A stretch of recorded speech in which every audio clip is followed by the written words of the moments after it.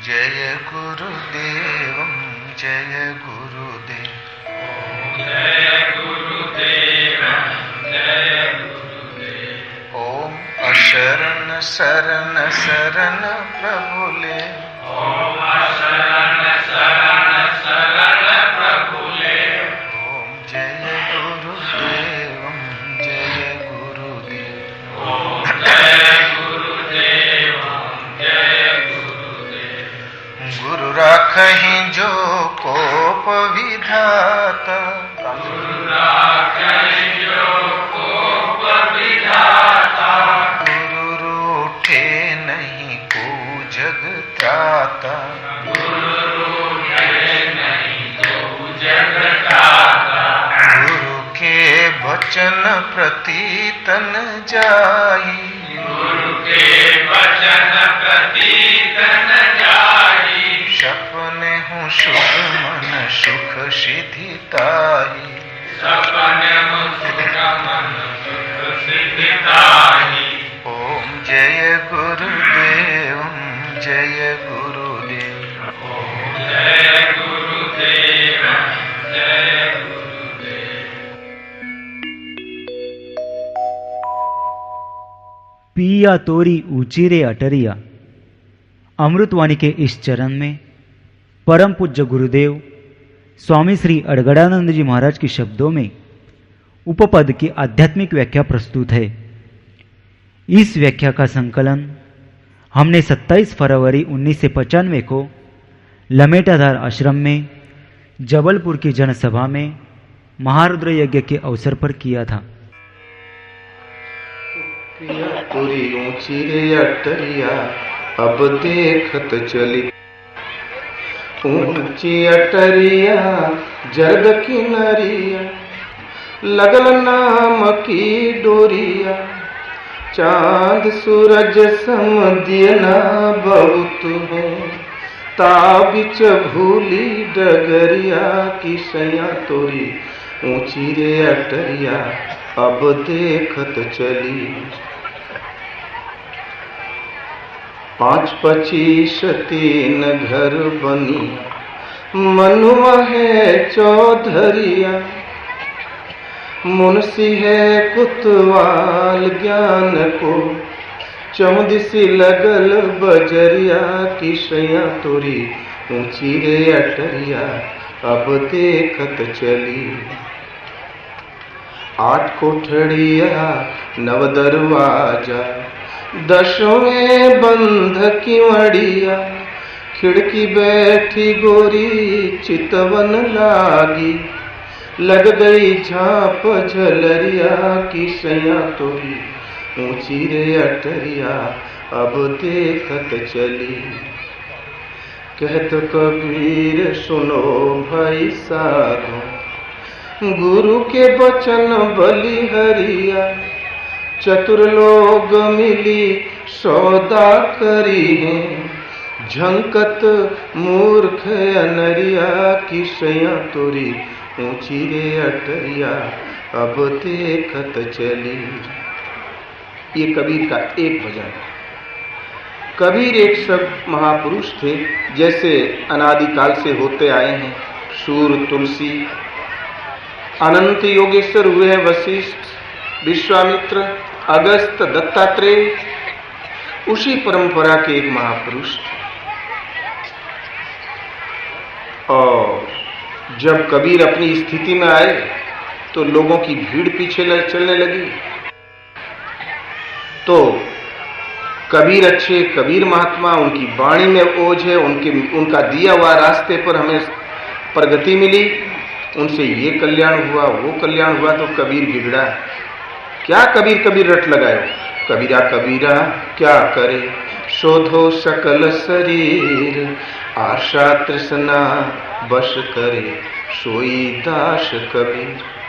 क्या कबीर महात्मा कबीर अच्छे रट लगाए पड़े हो। शोधो सकल शरीर। सकल शरीर का अर्थ कई शरीर होना चाहिए। एक स्थूल शरीर ही पंचभौतिक है। उसके अंतराल में सूक्ष्म शरीर जो मन का संसार है। उसके अंतराल में कारण की जिसके द्वारा ही जिंदे रहते हैं आत्मिक कोष। कर्म जो सबका कारण है। कर्मशः तीनों शरीरों की शोध प्राप्त कर लो, किंतु आशा और तृष्णाओं में रहते हुए ये शोध संपन्न होती नहीं। इसलिए आशा तृष्णा बस करे सोई दास कबीर। इतना हमने किया है, इतना यदि तुम कर लो तो तुम कबीर। कबीर एक सगुण उपासक थे साहिब का, उनकी वाणी हठात समझ में नहीं आती। तब लोगों ने कह दिया, भाई तो निर्गुण कथन कर दिया, ये तो कबीर की उलटवासी है। लेकिन कबीर के करीब 95% पद ऐसे हैं, कहते कबीर सुनो भाई साधु। वो जानते थे जिस गहराई की बात मैं कहता हूं सबको समझने की क्षमता हो ही नहीं सकती। इस मानव समाज में जिनमें उस क्षमता पाई गई वो थे संत, अवधू, कोई पंडित ज्ञानी। इनको उद्देश्य बनाकर वाणी की पूर्ति किया। वो जानते थे कि ये उस पथ के पथिक हैं, वो जानेंगे, इसलिए हठात समझ में नहीं आती। और क्यों कि वैदिक तथ्य को छिपाकर व्यक्त किया। तो उलटवासी नहीं है। उलटवासी का अर्थ लोग बताते हैं कि जिसके बहुत से अर्थ हो, आप कहो वो सही, हम कहें वो भी सही, वैसो ज्ञापन पढ़ वो ज्ञापन, ये कोई अर्थ हुआ? मान लो हमें जबलपुर जाना, कोई कहता है कि पार कर जाओ नदी और निकल जाओ, उधर है जबलपुर। इससे बड़ा अनर्थ क्या होगा? अर्थ उसे कहते हैं सारे अनर्थों से बचाकर हमें प्रशस्त पथ पर खड़ा कर दे। कबीर कोई भाड़ तो थे नहीं कि लोग रिझाने के लिए उटांग पुटांग रचते फिरे। एक महापुरुष थे, महापुरुष को फुर्सत कहां? तो सगुण उपासक थे, छिपाकर व्यक्त किया, इसलिए समझ में नहीं आती। तो साहिब का घर दूर, लंबी पेड़ खजूर, चढ़े तो चाखे राम रस, गिरे तो चकनाचूर। परमात्मा का घर कहीं बहुत दूर है, अपने अलग खड़ा है। खजूर का उदाहरण दिया, चढ़े तो चाखे राम रस, गिरे तो चकनाचूर। भगवान अलग, अपने अलग चढ़ना और गिरना लगाई हुआ है। आप ही बताओ सगुण उपासक के और क्या लक्षण होते हैं? यही तो कि प्रभु अलग और खोज बाकी। वो सगुण उपासक थे। और निर्गुण कोई उपासना नहीं, निर्गुण तो प्राप्ति के पश्चात संतों की एक रहनी। कबीर चलते चलते रोते गाते जब मंजिल पर पहुंचा, गुणातीत स्थिति का दिग्दर्शन पाया, तो अवधू वेगम देश है मेरा, तहां नहीं उपजे मरे न बिन से नहीं न काल का फेरा। तहां नहीं ईश्वर जीवन माया, पूजक पूजन चेरा। कहत कबीर सुनो भाई साधो, नहीं तहां द्वैत बखेड़ा। कबीर कहता है निर्गुण, निर्गुण की परिभाषा देते हैं, अगम्य है, वेगम है मेरा देश, अनिर्वचनीय है मेरा देश। तहां न उपजे न मरे न बिन से, वहां काल का आना जाना नहीं, वहां न ईश्वर न जीव न माया नहीं। पूजने योग्य पूजक पूजन चेहरा, पूजने योग्य कोई सत्ता नहीं, पूजने वाला कोई पथिक नहीं। तो भला कौन भजन करेगा और किसका करेगा? मूलतः वहां बचा क्या? तो कहते हैं, कहत कबीर सुनो भाई साधो, नहीं तो द्वैत बखेड़ा, वहां द्वैत का बखेड़ा नहीं। मेरा अस्तित्व है, मैं हूं, मुझसे भिन्न कोई सत्ता नहीं। हर महापुरुष निर्गुण सगुण से ही चलता है।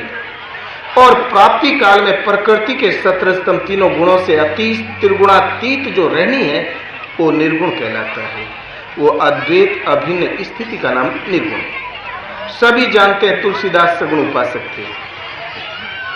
तो निर्गुण रूप सुगम मति, सगुण न जाने कोई, सगुण यगुण नाना चरित, सुन मुनि मन भ्रम होई। तुलसीदास कहते हैं निर्गुण रूप अत्यंत सुगम और सगुण कोई जानता ही नहीं। लाखों मंदिर उनके पास थे, लाखों पुजारी उनके सामने थे, खुद भी ठाकुर जी गले में लटका के कुछ दिन तक भ्रमण करते रहे। इसके बाद भी कहते हैं सगुण कोई जानता ही नहीं। ये सगुण उपासना नहीं है। सह माने वह परमात्मा और उन ईश्वरीय गुण धर्म का संचार हमारे हृदय में हो जाए, उस दिन से उपासना की शुरुआत होती है। सभी संत हैं राम के, सब ही राम की आस। निर्गुण राम प्रसाद भय, सरगुण राम प्रसाद भय, निर्गुण पलटू दास। सभी संत सभी भक्त राम के, राम ही से आशावान है, आस लगाए हुए हैं, किंतु राम का सगुण स्वरूप सरगुण राम प्रसाद। वेखरी मध्यमा प्रसंति और परा, एक ही नाम को 4 श्रेणियों से जपा जाता है। हमारा चिंतन क्रमशः तीसरी वाणी पार करने लगे, परावाणी साध्य अवस्था में आ जाए, तुरंत भगवान बोलेंगे, उठेंगे, बैठेंगे, चलाएंगे, सुलाएंगे, भजन कराएंगे। जहां वो उतर आए, जिस सतह पर हम खड़े हैं और जिस परमात्मा की हमें चाह है, वो हमारी पुकार, हमारी लगन ऐसी हो, संयम ऐसा हो, समर्पण के साथ वो उतर आए, आत्मा से अभिन्न होकर जागृत हो जाए और हमारा मार्गदर्शन करने लगे। जिस दिन से प्रभु रथी हो जाते हैं, वो भजन करवाने लगते हैं, उसी दिन से, उसी पल से सगुण उपासना की शुरुआत है। इसलिए ये जागृति किसी सदगुरु से संभव है, अर्थात कोई जानता है। इसलिए तुलसी कहते हैं कि सगुण जान नहीं कोई, सगुण कोई जानता ही नहीं। न अयम आत्मा प्रवचने न लभ्य, न मेदिया न बहुने सुरते न यमे वेख विरणते। न ये आत्मा प्रवचन से प्राप्त होती है, न विशिष्ट बुद्धि से प्राप्त होती है। करोड़ों भक्तों में से जिस किसी एक का वो परमात्मा वर्ण कर लेता है, स्वीकार कर लेता है, वो ही उनके निर्देश में चलकर परमात्मा तक की दूरी तय करता है। यही है जाके रथ पर केशव, ताका कौन अंदेश। ये जागृति किसी अनुभवी सदगुरु के द्वारा ही संभव है। सीधा न तो तीर्थ प्रदान करेगा, न मंदिर प्रदान करेगा, न पुस्तक पाठ प्रदान करेगा, न गायत्री। गुरु महाराज की शरण में आए हमें 2.5 महीना हो गया। 2.5 महीने के पश्चात एक बार पूरा नीचे से ऊपर तक आधा इंच की दूरी पर अंग फड़कने लगा। उसी के अनुरूप कुछ अनुभव दिखाई देने लगे। हमने सोचा रोक, आखिर ये है क्या, खुटपट खटपट। तो हमने पूछा भगवान कोई रोग तो नहीं हो गया। जब पूरी विवरणवार बताया तो बोले बेटा भजन चालू हो गया, राम रावण युद्ध स्टार्ट हो गया। अब रावण मरेगा, राम का राज्याभिषेक होगा, इसके बाद ही ये बंद होगा बेटा। आज से साधना शुरू होगी। वही उस जिस दिन से शुरू होता है, गुरु हृदय में जब स्थान घर बना लेता है, उस दिन से भजन की शुरुआत। इसलिए सगुण जान नहीं कोई जानता ही नहीं। तुलसीदास को सभी जानते हैं सगुण उपासक, लेकिन अंत में पाए तो किस रूप में पाए? तो श्री हरि कृपा संत समागम पाइए, सपने नहीं दुख द्वैत दर्शन बात कोटि को कहे। तुलसी कहते हैं विनय पत्रिका में, हरि की असीम अनुकंपा से कोई संत के समानांतर स्थिति पाता है, जहां सपने में भी द्वैत का आभास भी नहीं। कौन करोड़ों दलील देता फिरे? द्वैत माने हम अलग और हमारे भगवान अलग है। तो कबीर ही कौन कुलाड़ी मारता है? कबीर कहता है कि नहीं था द्वैत बखेड़ा, वहां द्वैत का बखेड़ा नहीं है। तुलसी कहता वहां द्वैत का दर्शन नहीं है।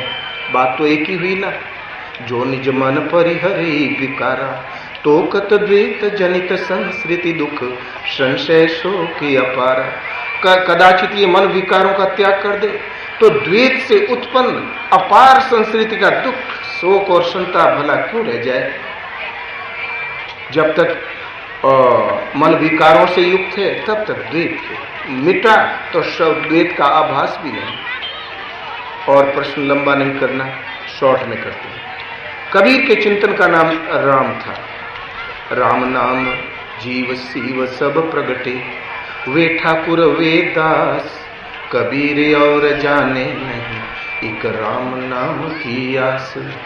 इधर अपार जीवों की श्रृंखला और उधर शिव कल्याण तत्व की मान्यता। कबीर किसी को नहीं जानता, एक राम नाम की आस, एक राम नाम से आशावान। कबीर के चिंतन का नाम राम था, लेकिन राम नाम में अंतर और कहीं हीरा कहीं पत्थर वाली समस्या भी है इसमें।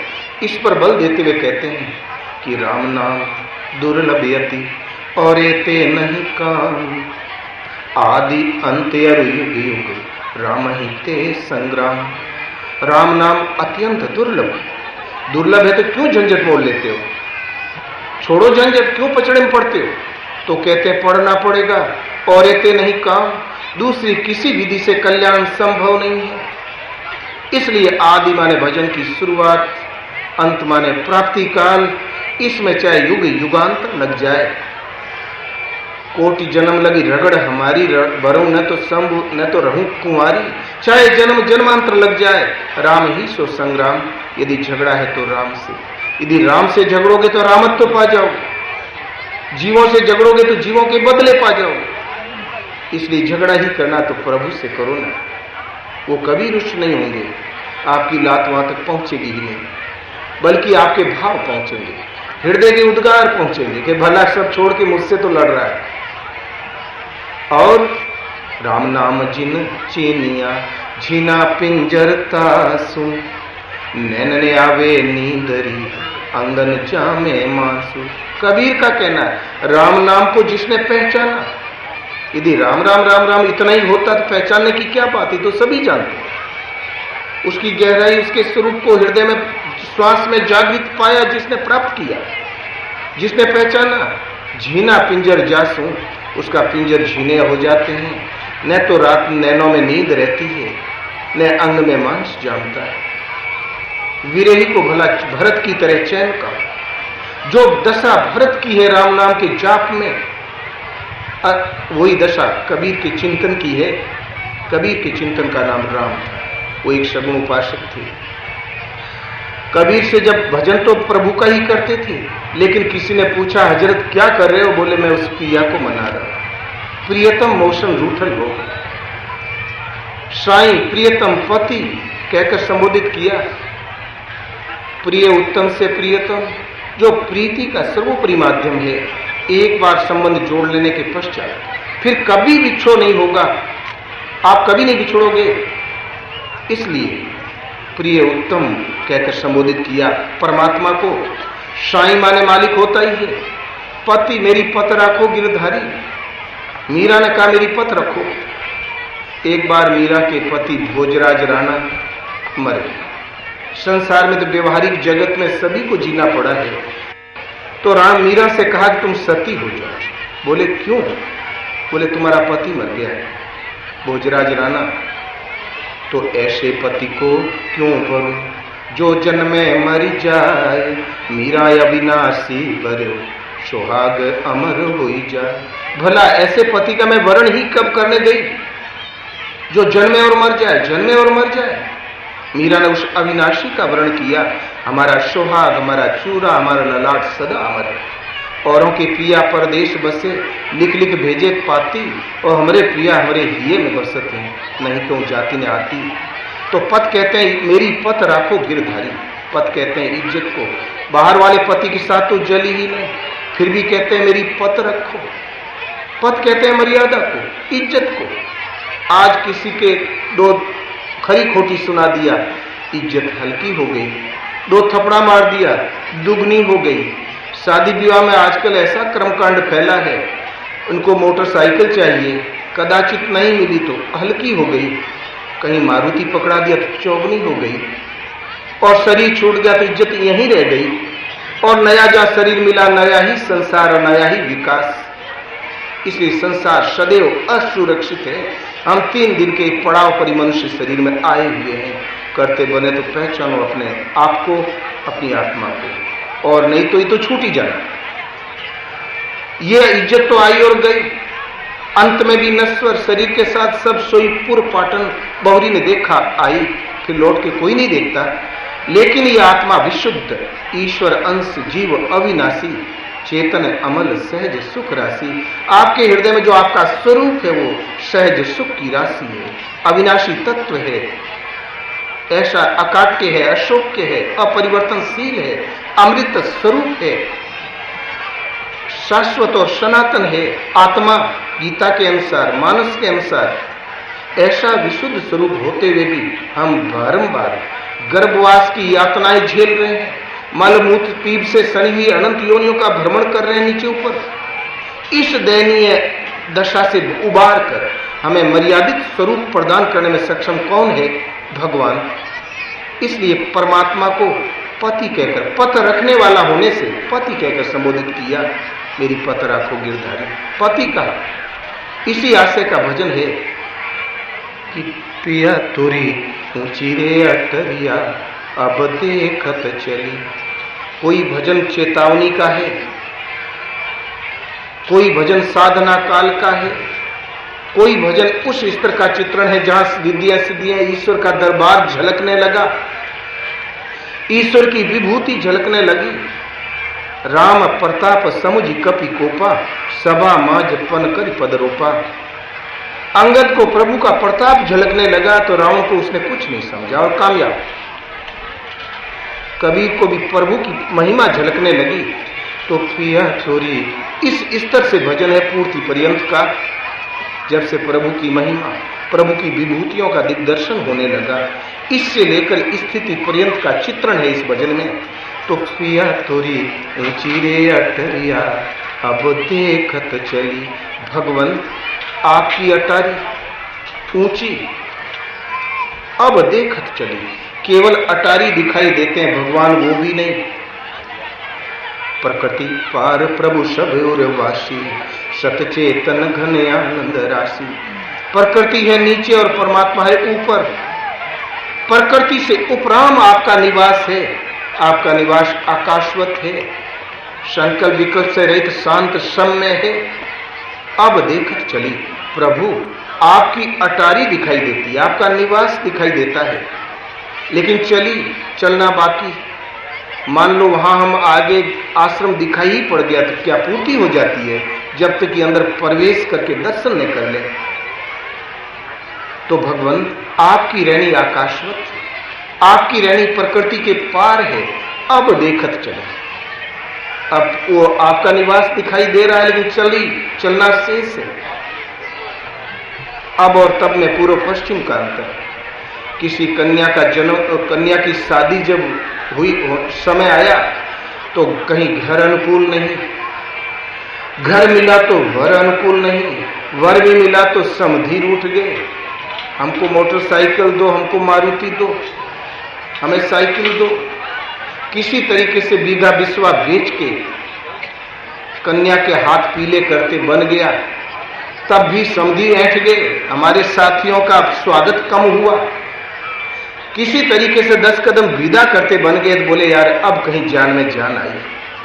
जब कन्या जन्मी थी तब नहीं, जब पढ़ा के मुन्नी सिर पे हाथ फेरते थे तब भी नहीं, जब शादी ढूंढते थे तब भी नहीं, जब 4 कदम विदा करते बन। अब शब्द कार्य की पूर्ति का द्योतक है। अब और तब में पूर्व पश्चिम का अंतर है। एक वो छोर और एक ये छोर।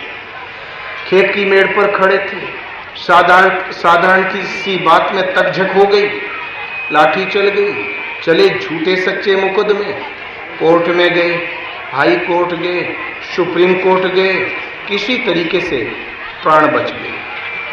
भैंस गाय बैल बदिया बेच के 4 बीघा नीलाम करके किसी तरीके से जिंदे लौट आए। बोले यार अब कहीं जान में जान आई। जब आंखें तिरछी कर रहे थे तब नहीं। तो कबीर जब वह लहर तालाब पर काशी के दशाश्वमेध घाट पर शरण में गया, महापुरुष की प्रभु शरण में रख दे, बोले दर नीच जात कहीं का, मेरे पास तो कुलीन बैठे हैं। वो महापुरुष थे भगवान रामानंद, उनको कोई भेद नहीं था, लेकिन हर आश्रम में 4 ठो ठेलुआ हुआ करते। उन्होंने नाक भौं सकोड़ना शुरू किया। गुरुदेव कबुरुआ को न रखें, ये तो जुलाहे के घर में पला है ना। गुरुदेव ने बोले तो कुछ नहीं, लेकिन चुप रहे। तो सोचा, कबीर संस्कारी थे, जन्म जन्मांतरों से चलने वाला पथिक था। तुरंत उसने सोचा ऐसे काम नहीं चलेगा, सीधी उंगली से घी निकलने वाला नहीं है। तो वो दशाश्वमेध घाट पर सीढ़िया पर लेट गया। और गुरु महाराज सुबह 4 बजे गंगा स्नान करने आया करते थे। हाथ में माला थी, जहां पांव रखा कबीर के पेट पर। बोले अरे बच्चा राम राम करो, राम राम करो। बोले बस गुरु महाराज रामे राम, आज हम मंत्र पा गए। बोले अरे कबीरवा तू? तो बोले हाँ गुरु महाराज।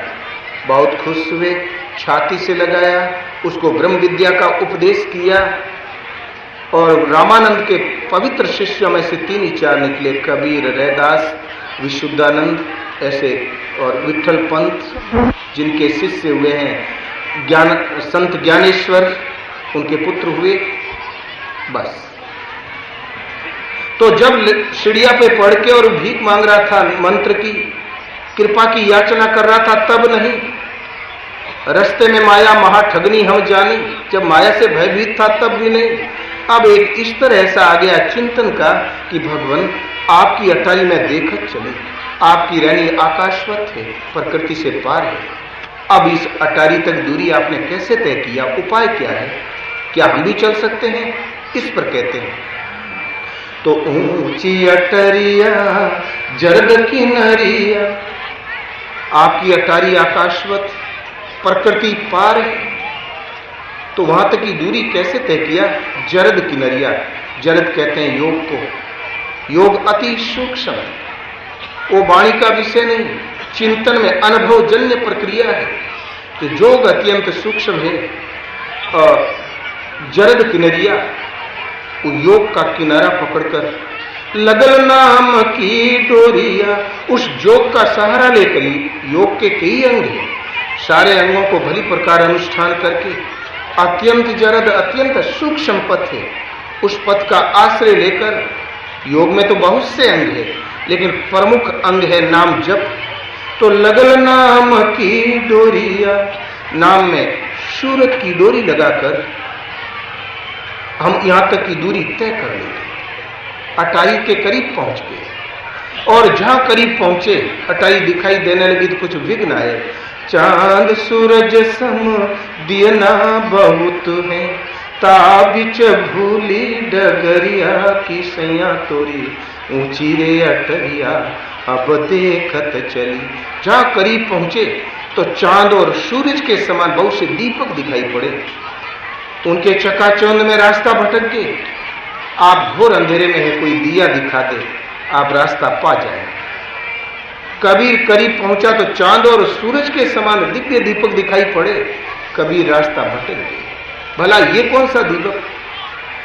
तो छोरत ग्रंथि जान खगराया, विघ्न अनेक करहि तब माया, कलबल छल करी जाहि समीपा, अंचल बात बुझावई दीपा। माया सोचती है बेटा हमारे चंगुल से मुक्त हो जाना चाहता है, तो फिर अनेक विघ्न उपस्थित करती है, माया परीक्षा लेती है।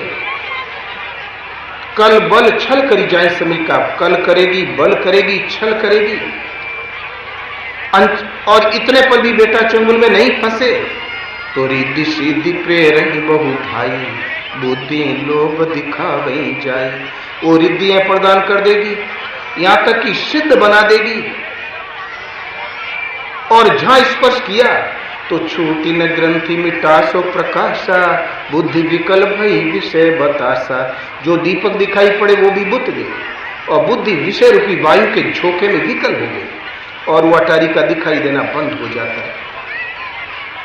तो माया अनेक विघ्न करती है, यहां तक कि वो रिद्धियां प्रदान कर देगी, सिद्ध बना देगी। सिद्ध भगवान कभी नहीं बनाते, भगवान के दर्शन के साथ तो परम सिद्धि है, नैष्ठिक सिद्धि है, उनकी प्राप्ति और रहनी। ये छुटपुट सिद्धियां तो माया चारा फेंकती है।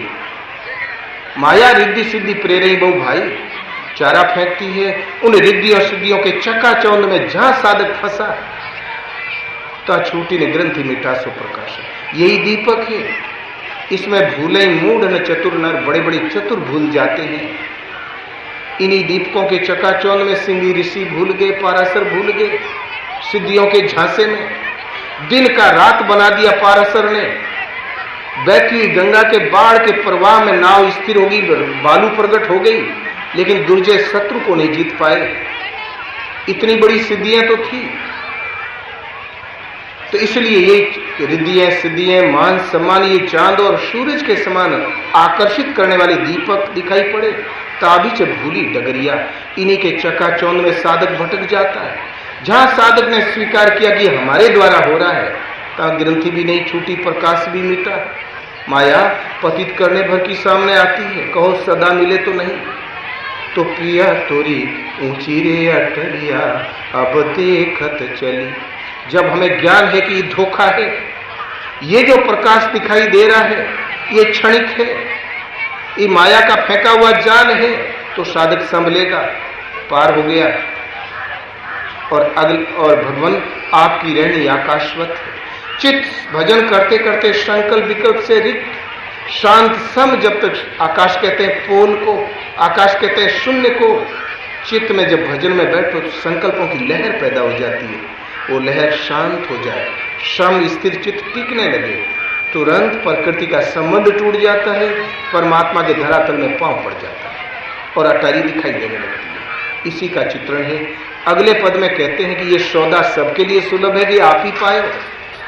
तो 5-25 3 घर बनी मनवा है चौधरिया। 5 तत्व जिनसे क्षिति जल पावक गगन समीर, जिनसे सबका ही स्थूल शरीर बना है, इसका निर्माता है। 5 तत्व, 25 प्रकृति, पांचों का पांचों में समावेश है। जहां समावेश हुआ तो हलन चलन पैदा हो जाती है। 5 तत्व, 25 प्रकृति और 3 गुण, त्रिगुणमयी प्रकृति, यही व्यापार स्थली है। इसी में ये शरीर आपको मिला है, चाहे सौदा करके नीचे जाओ चाहे ऊपर जाओ। मनुष्य कर्मों का निर्माता है, कर्मों के आश्रित कदापि। एक सिपाही गांव में आ जाता था पुराने जमाने में, तो गांव भर भाग के घरों में घुस जाता था।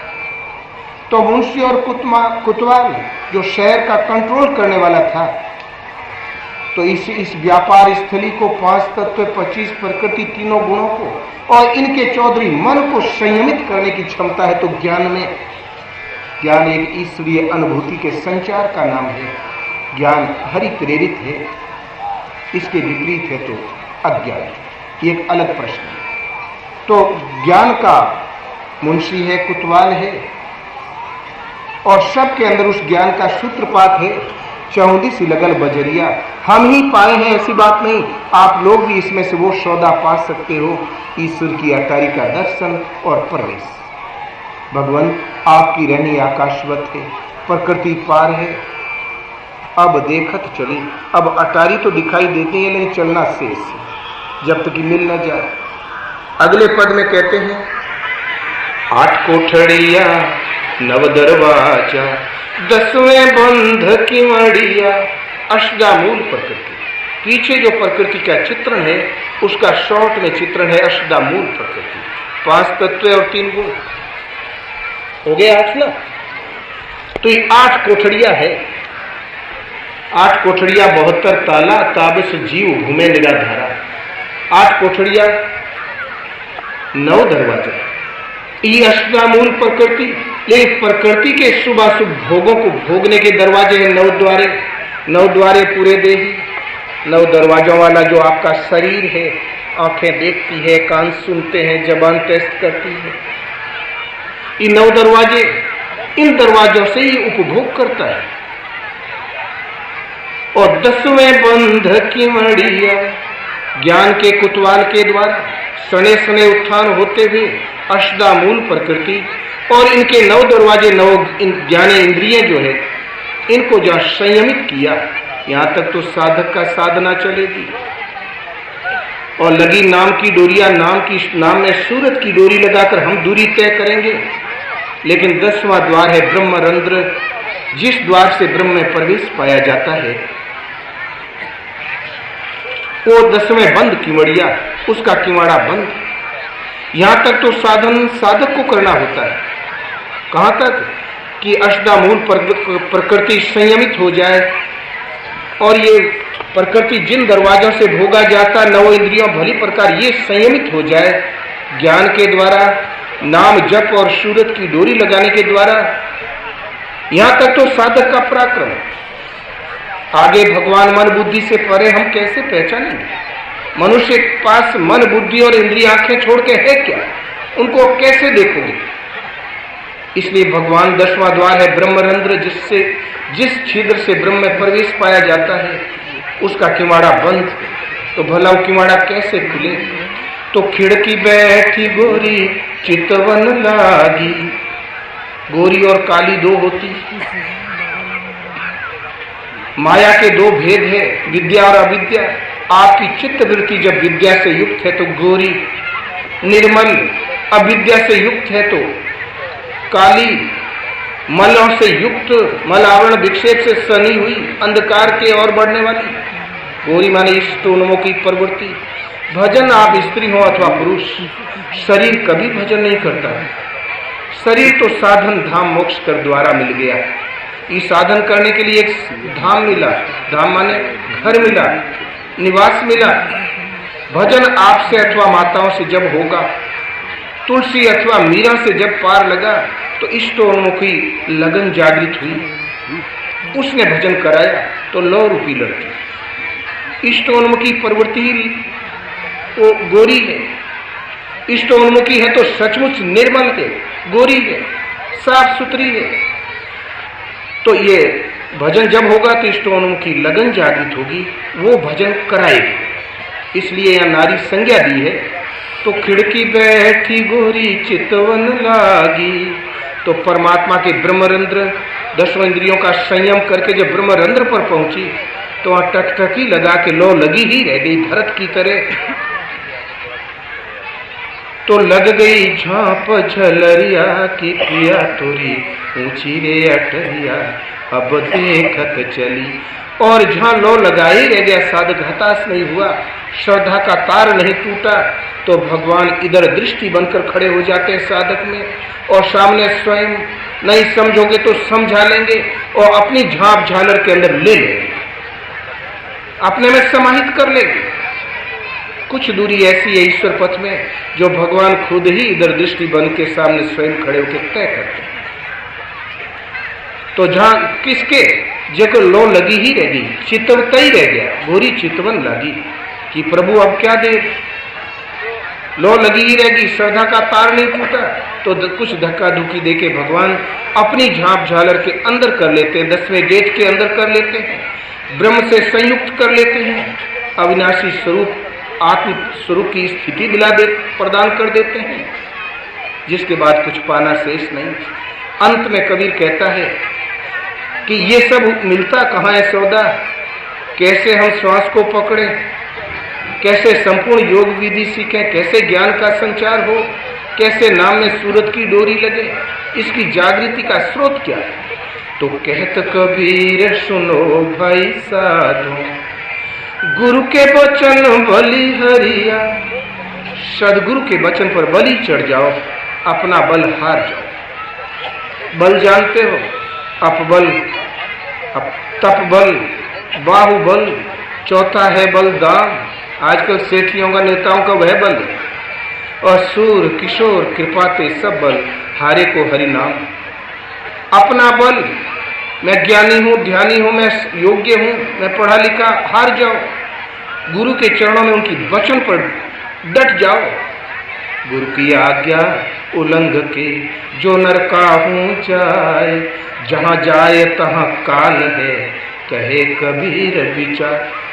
यदि कदाचित कोई साधक गुरु के आदेश का उल्लंघन करके भटक गया तो काल के सीधा मुंह में जा रहा है, न कि कल्याण के लिए।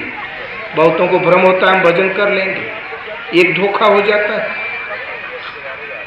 और इसलिए गुरु की वचन बलि हरिया, गुरु जो आदेश देते हैं वाणी पर अपने को बलि चढ़ा दो, उनका मस्तिष्क ले लो, अपना मस्तिष्क समर्पित कर दो।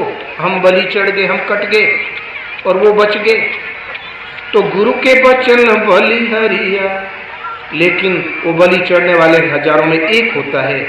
तो चतुर लोग मिली सौदा करी है, झंकत मूर्ख अनरिया की पिया तोरी ऊंची रे अटरिया अब देखत चली। चतुर लोग मिली सौदा करी है, सब चतुर ही तो बने। नेता लोग कहते हैं भैया देखा सुनो प्रधान जी, हमने तो पहले ही से 10 लाख रुपया अलग रख लिया था, मैं जानता था कि आगे हवा क्या होगी इलेक्शन की। बनिया कहता सुना, हमने तो बदली का रुख देख के तिल्ली को रोक लिया था, अलसी को, कि आगे भाव बढ़ने वाला है। सब चतुरी तो बने हैं, काला सफेद करके चतुरा। तुलसी कहते हैं चतुराई चूल्हे पड़े घूरे पड़े अचार, तुलसी राम भजन बिन चारों वर्ण चमा। वो चतुराई चूल्हे में जाए आग में गिरे, आपका आचार विचार सदाचार कूड़ा घूर में जाए। यदि एक राम का भजन नहीं है तो चारों वर्ण चमार सब चमड़ी के व्यापारी हैं। परिणाम निकलेगा फिर किसी न किसी चरम की योनि में जाना ही पड़ेगा। तो चमार नहीं तो क्या, पुनर्भी जननम पुनर्भी मरणम, चमड़ी की खोल को ही सब धारण करना है तो चमार नहीं तो क्या, चाम ओढ़ के ही चलना होगा, मोक्ष नहीं। इसलिए चतुर लोग मिली सौदा करी है, जो पूर्ण अनुरागी है, पूर्ण विवेकी, गुरु के प्रति समर्पित और एक परमात्मा की चाह वाला है। ऐसे चतुर ही लोग सौदा करेंगे। इस सभा मंडप में सब चतुर ही तो हैं, ये चतुराई में कोई कमी नहीं है। जहां हमने सामियाना देखा, जहां अंदर की सजावट देखी, लोगों की श्रद्धा और भाव का वेग देखा, हमें लगता है किसी में कोई कमी नहीं है। थोड़ी सी कमी है साहस की। इंद्रिय प्रमथन स्वभाव वाली है, ये दुर्जय है। साहस बटोरने की जरूरत है और किसी की जरूरत नहीं है, तो बेड़ा पार होगा। एक भक्त हुआ है, एक इंग्लैंड में, यूरोप में एक हुआ नेपोलियन बोनापार्ट। बहुत सी लड़ाई लड़ी, पूरे यूरोप को रौंद दिया उसने, लेकिन उसने कहा असंभव शब्द शब्दकोश से हटा दो। असंभव कुछ नहीं, मेरी तलवार में सब संभव। लेकिन भला साधारण जीव ही तो ठहरा प्रकृति का। एक दिन रूस के सिपाही उसका पीछा कर रहे थे, अंगरक्षक उसके छूट गए। अकेला नेपोलियन भाग रहा था और 3 सिपाही पीछा कर रहे थे शस्त्र लेके। वो बुरी बेतहासा भागते हुए एक दर्जी की दुकान पर पहुंचा। एक बुढ़ा दर्जी सिल रहा था। बोले, भाई दर्जी, मैं तुम्हारा सम्राट नेपोलियन हूं। रूस के सिपाही मुझे जान से मार डालने के लिए पीछा कर रहे हैं, तुम मेरे प्राण बचा लो, जो मांगोगे वो मैं तुम्हें दूंगा। दर्जी ने एक निगाह उसकी ओर देखा और इशारा किया, आओ पीछे पीछे आओ। अंदर एक सीलन भरी कोठड़ी, उसमें एक खटिया पड़ी हुई थी टूटी हुई, उस पर एक फटी कथरी पड़ी थी। कथरी उठाया और इशारा किया, लेट जाओ। लेट गया, ऊपर कथरी ओढ़ा दिया और कोने में जो कतरन का ढेर लगा हुआ था, सारा ढेर लाकर उसके ऊपर डाल दिया और आके सिलने लगा। इतने में वो सिपाही पहुंचे। बोले, क्यों, तुमने किसी योद्धा को इधर भागते देखा? नेपोलियन सम्राट को देखा? दर्जी ने सिर हिला दिया, बोले नहीं। इतने में निकाला एक हाथ लंबा छुरा। बोले, साले मारेंगे तो इस पार से उस पार हो जाएगा, और कहीं इस क्षेत्र में छिपने की जगह नहीं, बोल कहां छिपाया? एक सिपाही तो धमका रहा था, एक सिपाही बाहर ढूंढ रहा था और दूसरा सिपाही चला गया। सिपाही में योद्धा था बड़ा। अंदर कतरण को देखते उसे संदेह हुआ, ताजा उलट पुलट था ना। उस कतरण में 25 वार किया छुरा का उसने, सटाक सटाक सटाक। एक छुरा कथरी छेद के नेपोलियन के सीने से छू गया। थोड़ा प्रेशर ओवर होता तो खून से लथपथ निकलता और आश्वस्त होकर तीनों सिपाही चले गए। अब नेपोलियन बाहर निकला। बोले, क्यों, वो चले गए? बोले, हाँ चले गए। इतने में नेपोलियन के अंगरक्षक भी दौड़ते हुए चले आए। बोले, भाई दर्जी, तुमने अपने सम्राट के प्राण बचाए, इसलिए तुम 3 वरदान मुझसे मांगो, जो चाहो मांग लो, फिर जीवन में न तो कमाना पड़े न कभी मांगना पड़े। तो दर्जी बोला, जिस कोठड़ी में आपके प्राणों की रक्षा हुई वो बरसात में चूहा करती होकर मरम्मत हो जाए। तो नेपोलियन ने सोचा किसी पागल से भेंट हो गई क्या। बोले, अरे भाई, अभी तुमने कुछ भी नहीं मांगा, तुम एक सम्राट से मांग रहे हो, तुम जो चाहो तो मांग लो दुनिया में। हमारे राष्ट्र का नेपोलियन बहुत उदार था, वो राज कह देता तो राज सौंप देता। तो अब तुम्हारे पास केवल 2 चांस है, एक बार और मांगो, अब मत चूकना। तो बोले, आजकल हमारी औरत जो है उसके बाल झड़ रहे हैं, तो बढ़िया बालदार टोपी मिल जाती, थोड़ी सुघड़ लगत। नेपोलियन सोचा किसी पागल से भेंट हो गई क्या। बोले, भाई तुमने 2 चांस खो दिए, 1 चांस और है, अब जी भर के मांग लो, कुछ मुझसे मांगो, राजा से मांगो। तो दर्जी मुस्कुराया, तुम महल मांग लो हमसे, गांव मांग लो, स्टेट मांग लो, मांगो जीवित भर के। तो दर्जी बड़ा संतोषी था, मुस्कुराया, बोले जब छुरा आपकी छाती से छू गया था उस टाइम कैसा लगा आपको मन में? तीसरा वरदान उसने मांगा कि जब छुरा छाती से छू गया तो कैसा लगा? नेपोलियन एकदम क्रोध में आ गया, बोले कि सम्राट के हृदय का मन का हाल जानना चाहता है, इतनी बड़ी गुस्ताखी। सिपाहियों, पेट से बांध के सुबह 7 बजे शूट कर देना इसको। सिपाहियों ने लपक के पकड़ा, घसीट के ले जा रहे थे। बोले भाई हमें कुछ मत दो, हमने कोई पाप नहीं किया, हमने प्राण बचाए हैं, हमें हमारे प्राण छोड़ दो। कौन सुनने वाला है? घसीट के ले गए, पेड़ में बांध दिया। सुबह रात भर बेचारा दिन गिन रहा था, अपने समय के मिनट गिन रहा था। बड़े सवेरे उसको छुरा लेके, छुरे के मारना था ना, खड़ा हुआ, बोले 1 2 और 3 में छुरा भौंकना ही था। दर्जी के तो श्वास ऊपर नीचे होने लगा। इतने में एक सफेद ध्वज लेके घोड़ा दिखाई पड़ा। 3 उसने बोला ही नहीं और तुरंत आया।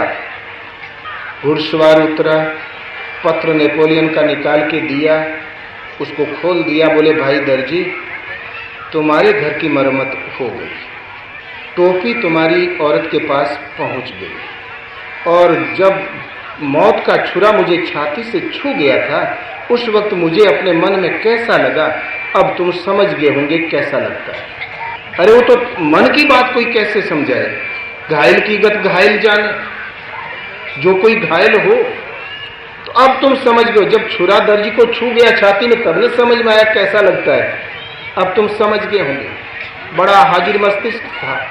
तो जथा, जब एक जीव राजा से नहीं मांग सकता तो जथा दरिद्र विबुध तरु पाई, बहु संपत मांगत सकुचाई। एक महादरिद्र कल्प वृक्ष पा जाएगा तब वो बहुत संपत्ति मांगने में संकोच होता है। जीव में कहां क्षमता कि सत्य को समझे और मांग ले, कारण जीव के पास है क्या? गो गोचर जहां लगी मन जाए, सो सब माया जाने ओ भाई। इंद्रियों और इंद्रियों के विषयों में जहां तक मन कल्पना करता है, बुद्धि निश्चय करती, सो सब माया जाने ओ भाई। और मन, बुद्धि और इंद्रियां छोड़ के है क्या आपके पास? कितना बुद्धि से अति इंद्रिय ज्ञान कह के टाइटल भले दे दो, लेकिन है तो माया, मन का सोचा, बुद्धि का विचारा। इसलिए भगवान से मत मांगो कोई चीज, अनंत विभूति है प्रभु के पास, मत मांगो। वो कण के बराबर जो आप मांगोगे, भगवान से यदि मांगना तो केवल भगवान को मांगो। इसलिए शरणागत साधक का एक ही फर्ज होता है कि ब्रह्मवेता वक्ता सुरत गुरु के लक्षण जान, इच्छा राखे मोक्ष की ताहि शिष्य पहचान। गुरु कैसा होना चाहिए? ब्रह्मवेता, ब्रह्म से संयुक्त हो, ब्रह्म वक्ता, ब्रह्म के विषय में व्यक्त कर सके, सूरत, साधक के श्वास को पकड़ के सूरत के साधना के पथ पर चला सके। ये तो गुरु के लक्षण। केवल मोक्ष की इच्छा रखता ताई शिष्य पहचान। मोक्ष माने परमात्मा। पूरा विलास निरंतर होई, देखिए नयन परम प्रभु सोई। और जहां प्रभु आगे तो आप घाटे में नहीं, प्रभु आएंगे तो प्रभु की प्रभुता आपके और छा जाएगी।